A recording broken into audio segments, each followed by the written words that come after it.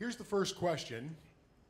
The Pew Research Center's Forum on Religion and Public Life have found that 2/3 of United States adults say they do not consider themselves to be religious, and that 2/3 of Americans, affiliated and unaffiliated alike, say religion is losing its influence in American lives. With that being true, I would like to ask this question: why do you choose a life of faith, and why is a life of faith worthy of living?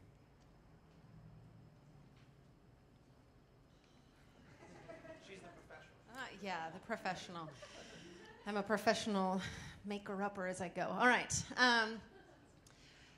For me, it's a personal decision. It's not so much something that I can force someone into. It's not something that I can talk someone into. For me, it's important because it's my whole life. It's not a religion in the sense of it's a bunch of doctrine that determines everything in my life. Instead, it's who I am.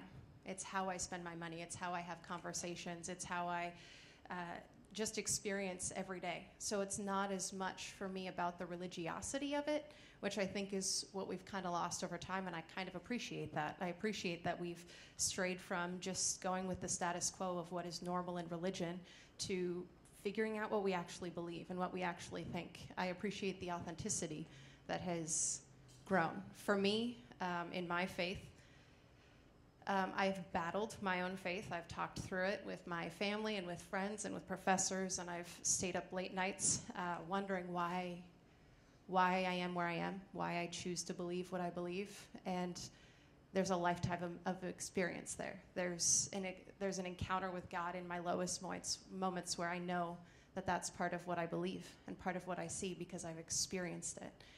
So I don't know that I could live a life of purpose without fully engaging in my Christian life and my Christian walk. It's who I am. It's not what I do, if that makes sense. Thank you. So being Jewish is something that is both a faith and a people. So there are those who are Jewish and they are not observant of any of the Jewish laws, but they are Jewish by birth. And there are also those who were not born into a Jewish family and that converted to Judaism. And those two people are both equally Jewish. So being Jewish is like I said, it's a combination of both faith and people's. So for me, it was a process of discovery while I was in high school. Again, when I first had to, what does it mean to be Jewish? I didn't go to Hebrew school. I didn't have the traditional bar mitzvah ceremony. And so, but it's sort of like going into a library and opening, pulling a book off the shelf, and you open it up and you see that it's the history of your family going back 1,000 generations.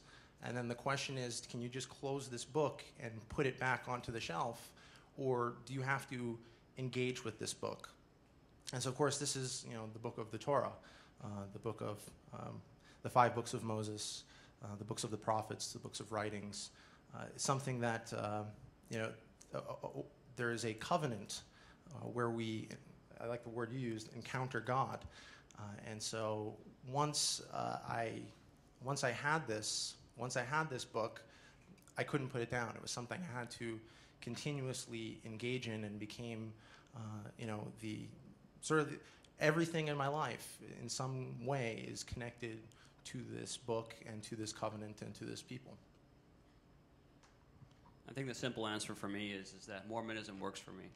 And I think everyone has that answer with their each individual faith, that they've challenged other faiths or they've tried other faiths.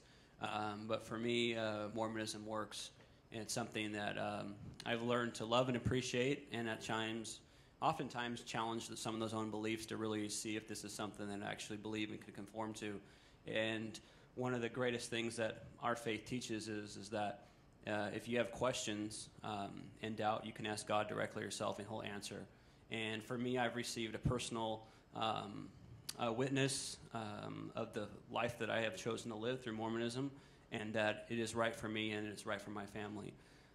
But I guess the opposite side of not choosing a life of faith is choosing a life of fear, because fear is the opposite of faith, and so I choose faith over fear.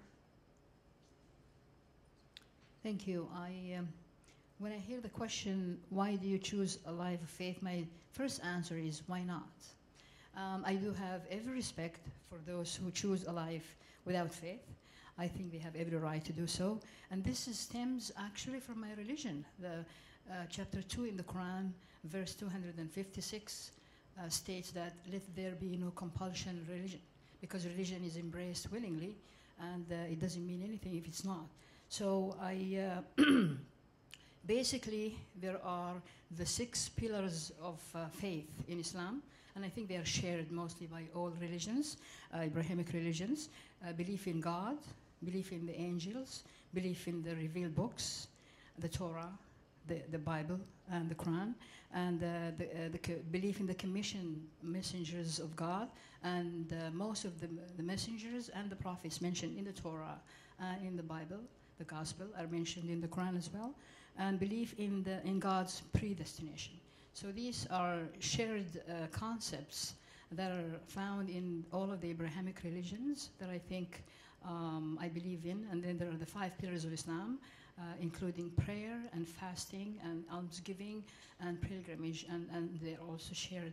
And so I feel that, belief in faith is, inclusive of all these that are shared by humanities as well. But I have every respect for those who do not choose faith. Thank you. Thank you very much.